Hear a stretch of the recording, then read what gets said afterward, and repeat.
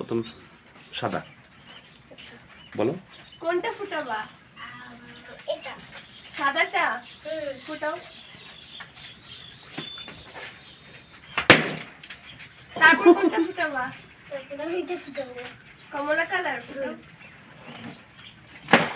আরে কেন কেন আবার ফুটাও। আবার ফোটাও।